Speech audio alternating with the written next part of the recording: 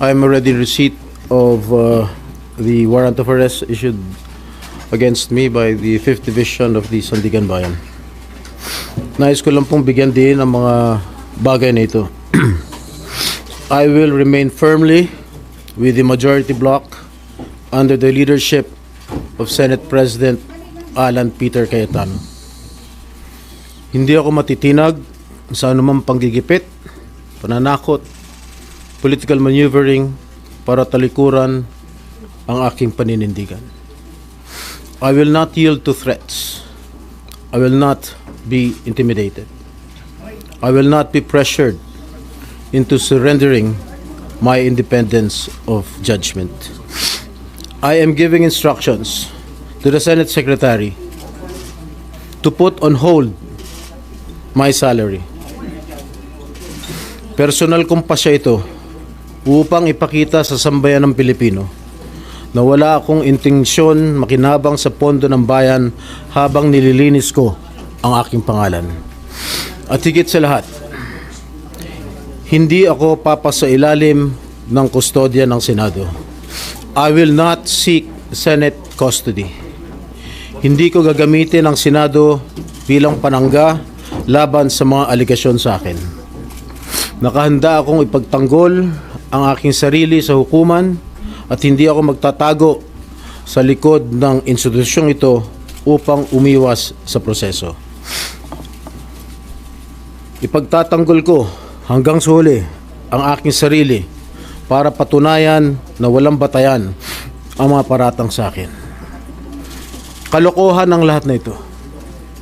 Mismo ang Senate Legislative Budget Research and Monitoring Office or LBRMO ang nagsabi sa Ombudsman na wala silang anumang dokumento o record na nagpapakita na ako ay nagpasok ng anuman insertion sa 2025 national budget. Ang mahalagang impormasyon nito ay kinilala pa mismo ni dating Senate Blue Ribbon Chairman Senator Panfilo Lacson bilang isang makabuluhang ebidensya na sumasalungat sa mga aligasyong binabato laban sa akin. So how can the Office of the Ombudsman file a plunder case against me when I am not even alleged to be part of or the mastermind of the supposed scheme? Wala po akong kinalaman dyan. Ngayon ko lang po isa sa publiko ito.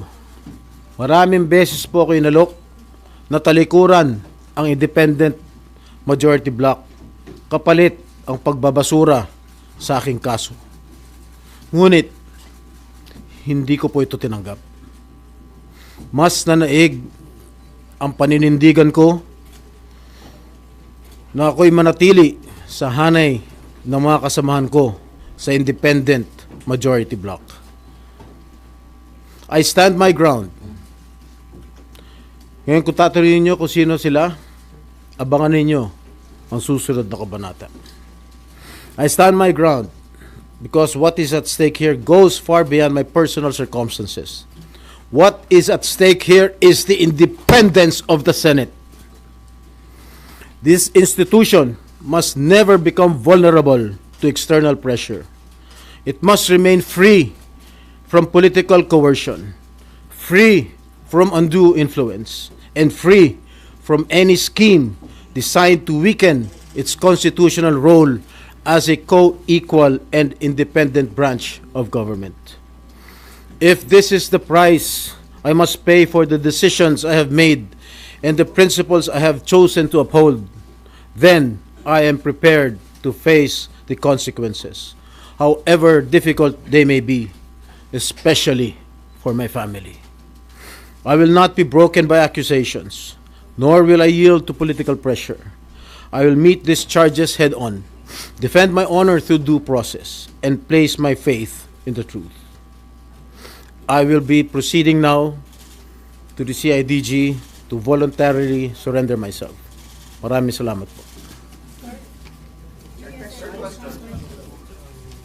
Okay na? No more question, guys.